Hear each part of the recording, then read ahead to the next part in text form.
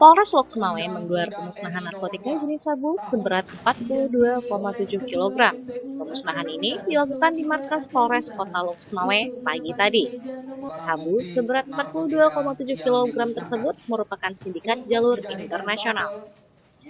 Pemusnahan narkotika jenis sabu tersebut dilakukan langsung oleh Kapolres Lhokseumawe, Kejari Lhokseumawe, Pengadilan Negeri Lhokseumawe, Rektor Universitas Malikul Saleh, dan perwakilan dari pemerintahan kota Lhokseumawe, serta jajaran Muspida.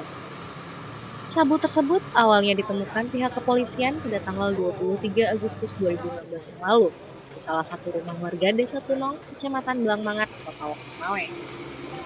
Anggota Sat Narkoba Polres juga berhasil menangkap satu orang tersangka berinisial M selaku penyimpan dan menguasai. Sedangkan pemilik sabu berinisial B berhasil kabur dan menjadi daftar pencarian orang saat ini.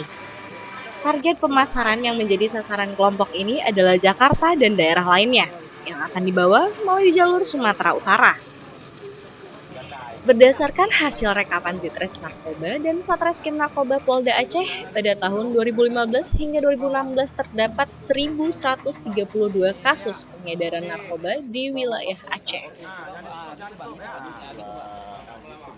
Polres berapa barang yang kita musnahkan hari ini, Pak? 42,7 kg sabu. Pemilikan ini berapa orang? Tersangka yang DPO ini gimana? 3 tersangka DPO, kita sudah menyebarkan DPO, kemudian sudah kita sampaikan ke jajaran juga fotonya, identitasnya. Sampai saat ini masih dalam pengejaran dari kami, kemudian dibantu Polda dan juga dibantu Direktorat Narkoba Mabes Polri.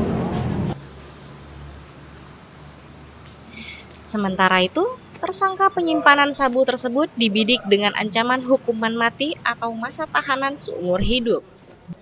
Dari Lhokseumawe, Trifani melaporkan untuk Pelitaon TV.